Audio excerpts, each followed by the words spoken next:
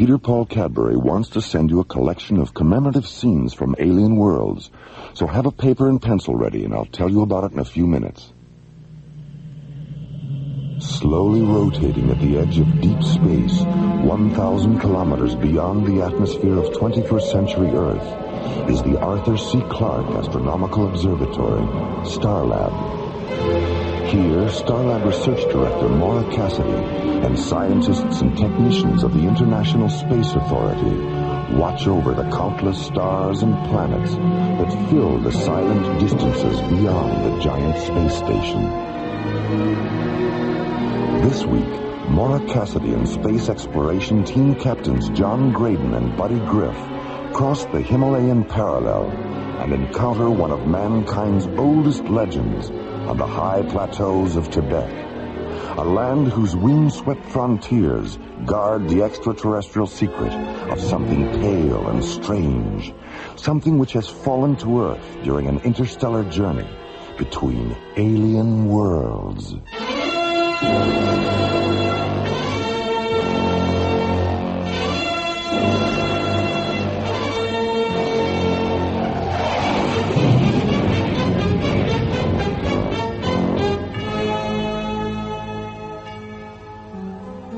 At the International Space Authority Command Center on the North Shore of New Chicago's Lake Michigan, ISA Commissioner White sits in his 21st story office, discussing the construction of a new spaceport with ISA Project Director Brian Phillips. We're talking about a spaceport that will occupy 300 square kilometers of land area, Commissioner.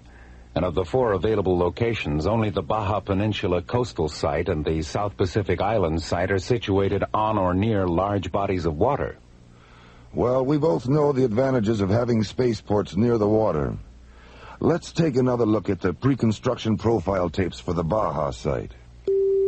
Commissioner. What is it, Katie? Com Center has a transmission coming through from the ISA tracking station at Tikal, Tibet. It's Major Lewis. Says it's urgent. All right, I'll take it in here. Patch him through. All right. Commissioner White? I'm here. Go ahead, Major. There's an alien spacecraft down in the Himalayan parallel, about 400 kilometers south of here. You're sure it's alien? Yes, sir. We tracked it from atmosphere entry to impact and recorded a full magnification scanner visual. Any chance of a storm covering up the alien ship with snow? Yes, sir, there is. That's why I flew a recon shuttle over the crash site this morning and dropped a radio marker beacon. Good.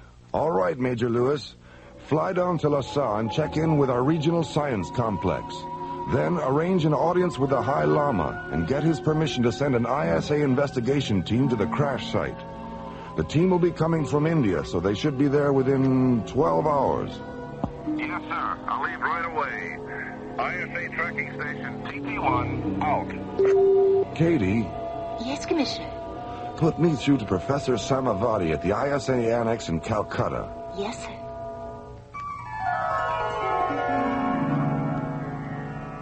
Half an hour after receiving Commissioner White's transmission, Professor Samavati sends an ISA security officer to Calcutta's Royal Hyperion Hotel with a message for Starlab Research Director Maura Cassidy. Who is it? Lieutenant Chapman, ISA Security. Dr. Cassidy? Yes? I have a message from Professor Samavati. Thank you. Well, that's the end of our vacation. Has transportation to Lhasa been arranged? There's an ISA priority shuttle waiting at the Rasalila spaceport. Good. We'll be there in half an hour. Goodbye, Dr. Cassidy. Have a pleasant journey. Thank you. Tibet. We're going to Tibet. Come in. Good morning, Maura. Good morning, Buddy. John. We just passed an ISA security officer in the hall. What's up? We're going to Tibet. ISA orders. Tibet? An unidentified alien spacecraft crashed in the Himalayan parallel last night.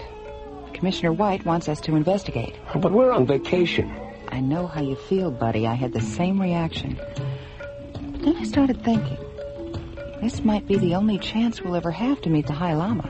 Yeah. And maybe find out how he got so high. No, buddy.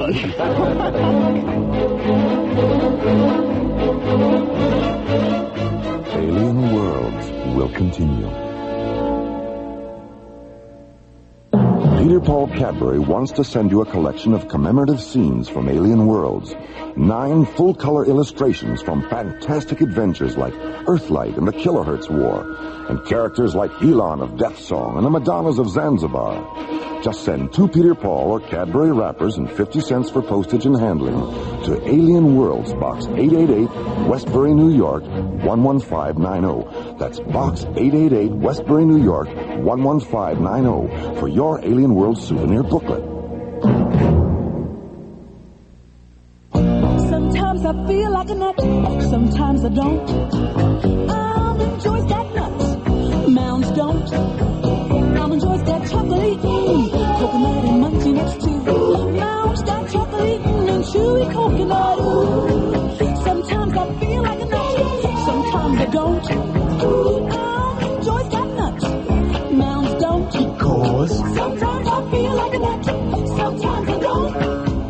Sometimes I feel like a nut, sometimes I don't.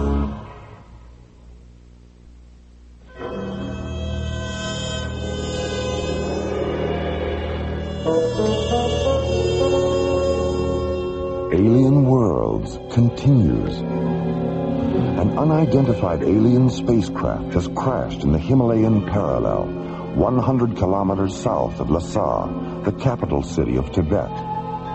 After being notified of the crash by an ISA tracking station, Commissioner White sends a message to Calcutta, ordering Maura Cassidy, John Graydon, and Buddy Griff to interrupt their vacation and investigate the incident. 20 minutes later, Maura, John, and Buddy board an ISA jetcopter on the roof of Calcutta's Royal Hyperion Hotel and take off for the Rasa Leela spaceport, located on the Bay of Bengal. I wish we could have spent more time traveling across India. It's really an amazing country. Yeah. So interesting. You know what I like most about it? What? Well, all the things that are holy. I mean, they've got holy cows, holy rivers, holy smoke. Buddy.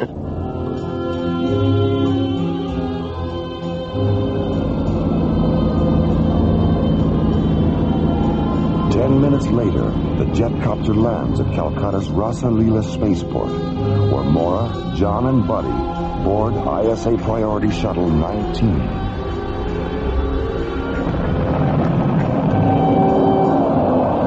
Then, as the new morning sun fills the blue waters of the Bay of Bengal with scatterings of brightness, the shuttle lifts off, banks 90 degrees, and rockets away toward the wind-swept high frontiers of Tibet.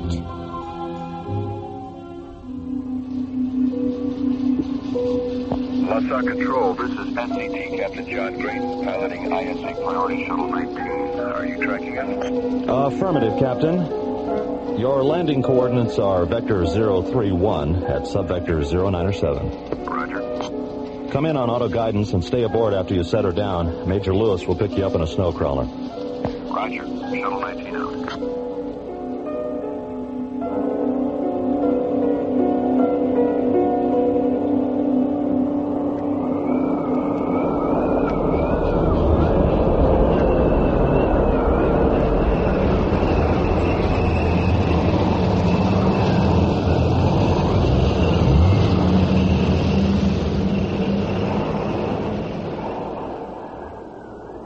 Would anyone care for more tea? Thank you. I wouldn't mind another cup, Major. Here you are. Thank you. Well, when are we scheduled to see the High Lama? I don't know yet. Arranging an audience is, well, complicated. Oh? He rarely gets involved with the official business of the material world. An inner circle priest named Chang usually handles that. When can we see Chang? We can leave for the Lamasery just as soon as Dr. Cassidy finishes her tea.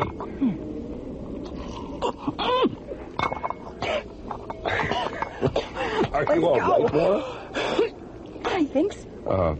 You'll have to excuse Dr. Cassidy, Major. Her table manners are usually beyond reproach. Funny.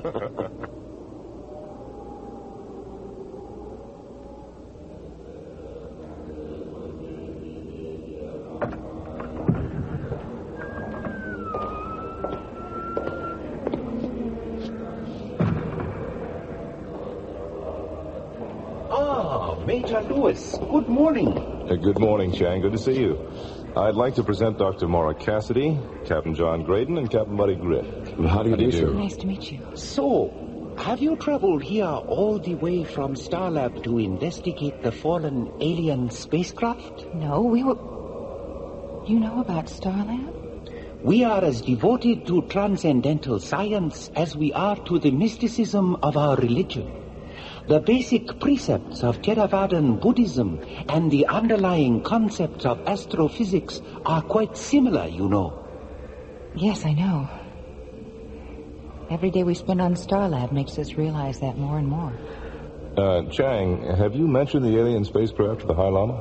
I did not have to. He was aware of its presence even before it entered Earth's atmosphere. Nothing occurs in the immediate universe that the High Lama is not aware of. And because he is concerned for your safety, he has requested that I accompany you on this expedition. Is where we're going really that dangerous? These mountains are haunted by things not of this dimension, Dr. Cassidy. Invisible things that hide in the ice and light and wind, waiting for the intruder to make his first fatal mistake.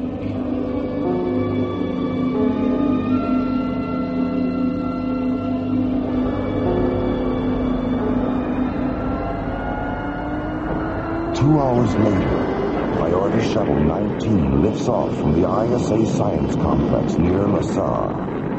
At an altitude of 30,000 feet, John turns the shuttle due south and jets toward the snow-swept Kurakal Plateau, deep inside the Himalayan parallel.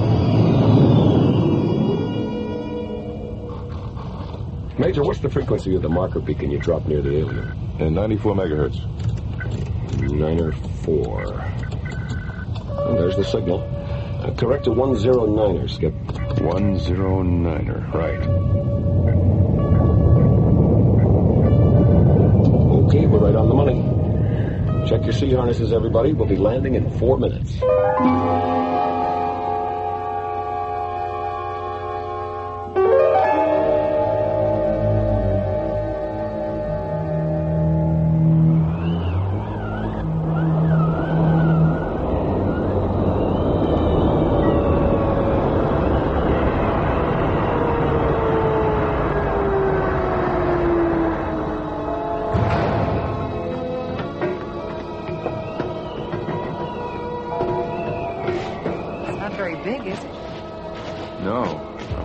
Buddy, are you thinking what I'm thinking?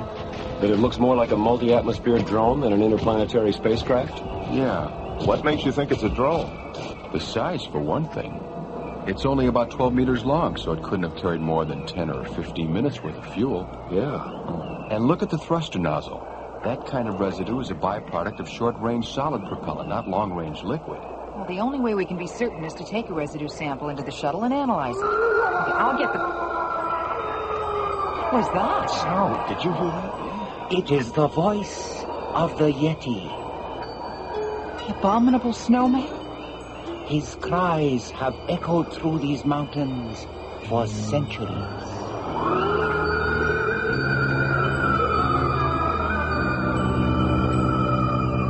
Alien Worlds will continue. Pardon me, isn't that a Cadbury chocolate bar? I've never tried one. Oh, that's too bad. Mind if I have a teensy piece? Hey, that's my bar. I'll just take a little bit. Oh, it was for my wife and me. Oh, she'll love it.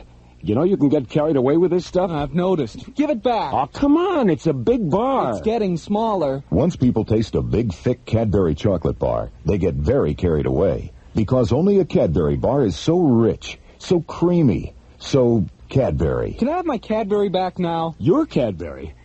Oh, I guess I got carried away. Peter Paul Cadbury wants to send you a collection of commemorative scenes from alien worlds.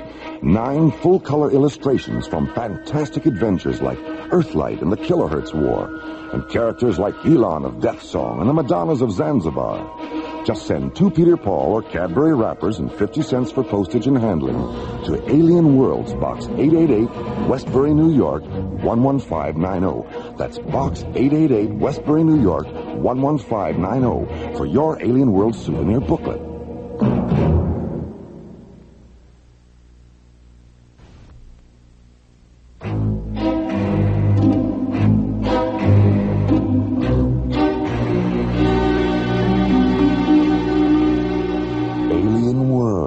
Continues. As Maura, John, and Buddy prepare to analyze an exhaust residue sample from the fallen alien drone, the cold Himalayan wind carries the sound of something wild and unearthly across the Curacao Plateau.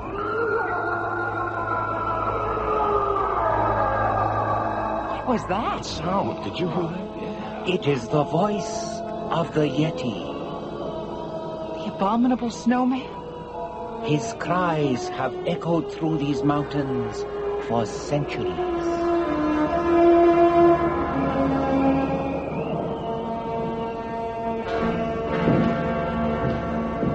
Aren't you still at it? Maura, I thought you were asleep. I tried, but where time is it? A few minutes past midnight. What about Chang and Major Lewis? We're back in the starboard cabin. Chang's meditating, and Major Lewis is sound asleep. Ooh, it's freezing in here. Why is the port open? Oh, we collected so much scanner data from the drone today, we thought we'd better start indexing some of it. Oh, John here started to nod out, so I opened the port to let in some of that terrific mountain air. I started to nod out. You were the one who fell asleep with your face on the console. Listen. There's something walking around outside. John, the port. Can you see anything? No. It's pitch black out there. Maybe it's a snow leopard or something. What was that? Sounded like the drone. Buddy, the floodlights.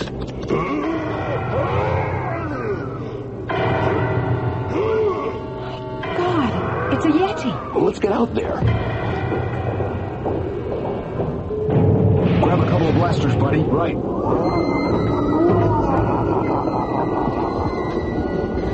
Forget it. We'll never catch him in the dark. Look at that. He opened a hatch in the drone. We couldn't even find a hatch.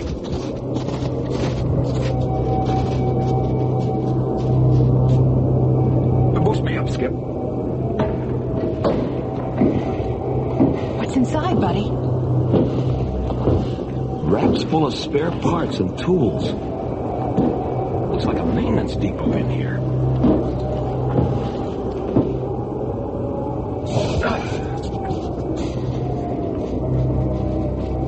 What are you thinking, Maura? Well, it's obvious he wants those spare parts and tools. I'd like to find out why. Yeah, the only one. Let's try and get some rest. We'll track him with a portable life form scanner when the sun comes up. The invisible fingers of the universe move across the ebony sky. Night slides away like soot rubbed from glass. The misty gray spaces fill with thick veins of purple, red, and rose. The veins silently rupture, flooding the sky with the dazzling brilliance of this planet's closest star. Dawn over the Himalayas.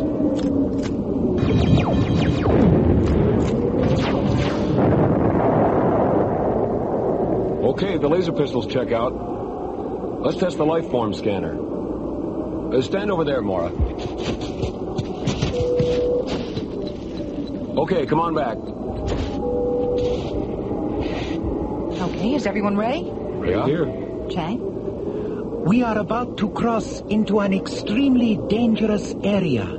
Deep crevices and chasms are hidden beneath the snow. So follow in my path and walk only where I walk. All right, don't worry. Lead on.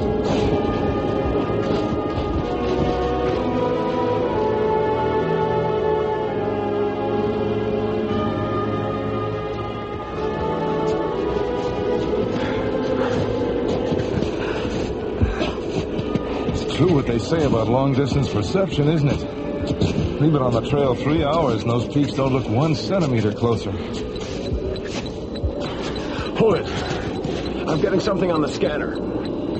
How far away? 200 meters to the left. Just over that rise. Check your weapons. Right. Chang, if there's any shooting, get behind me. As you wish, Captain Graydon. Okay, let's go. Look at the size of that thing. Looks like it's been there for years. The hatch is open. Come on. You're right, Maura. It is an old ship. John, look at this. The modules on this section of the control console are brand new. Yeah. And it's warm in here. Auxiliary power must be out. John, buddy, there's a hibernation pod over here with 2 baby yetis inside. Are they alive? They're sleeping. Listen.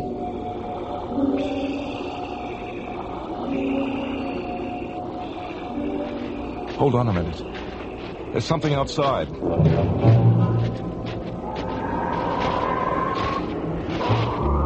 Look at that thing! Major, don't! Damn you, Major. But that thing was about to fall.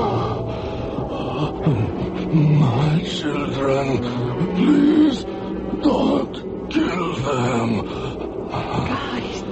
John, buddy, help me turn him over. Okay. Easy. Easy. Chang, he's bleeding to death. Do something. Captain Griff, my position's pouch on the floor behind you. Here. God, what have I done?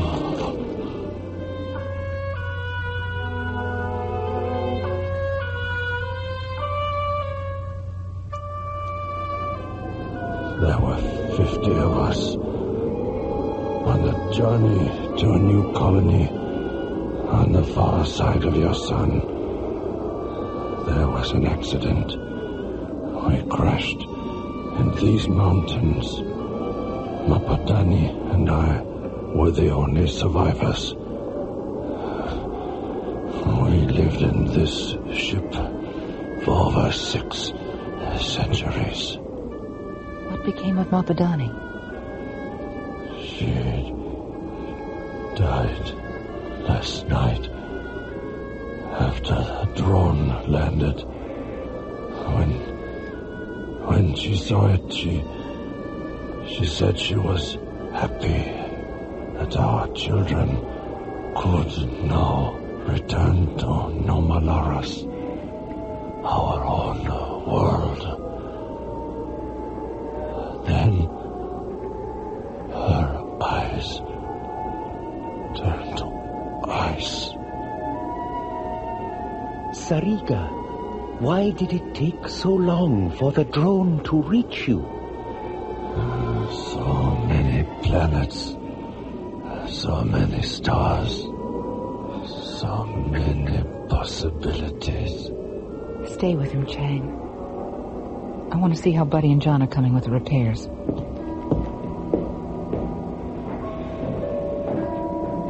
Take my hand, Chang.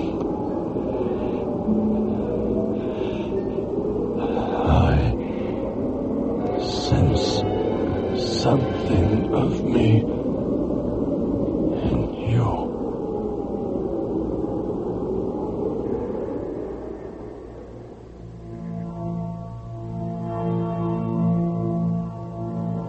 Everything checks out, Maura. We followed Sariga's instructions to the letter. It really wasn't all that much to do. He'd finished most of the repairs himself. What about auto guidance? We cross-checked it 3 times. It's locked on a direct course for Nemaloris. And the 2 babies? The hibernation pod's life support system is functioning perfectly. Where's Major Lewis? He's walking around outside. He feels terrible about what happened. He made a mistake, Maura. It could have happened to any one of us. I'd better go talk to him. Good idea. Dr. Cassidy? What is it, Chang?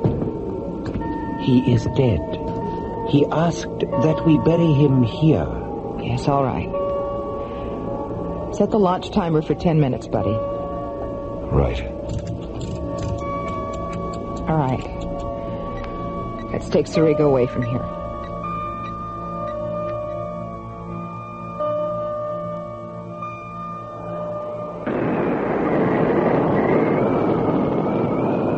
Goodbye, little guys. Good luck.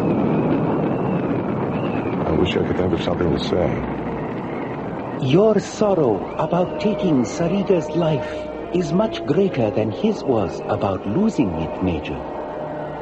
You were afraid. Sarika understood that. And his was a spirit that believed in forgiveness. That kind of spirit will rise up on this planet one day. But not until this world comes to terms with the next world and realizes, like Sarika did, that life isn't everything. Nothing is.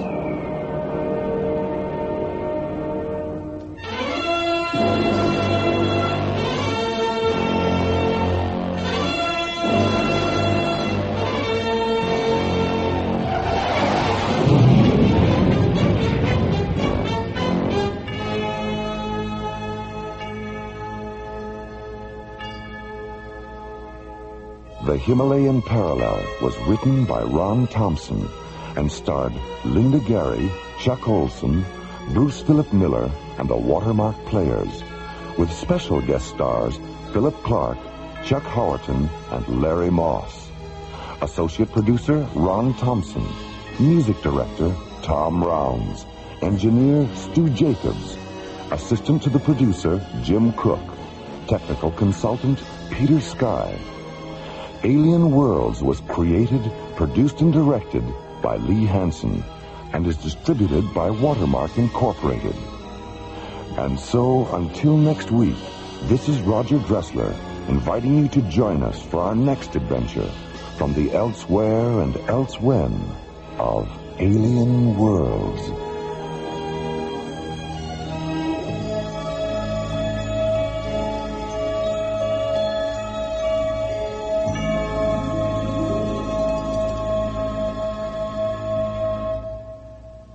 Peter Paul and Cadbury chocolate bars hope you have enjoyed Alien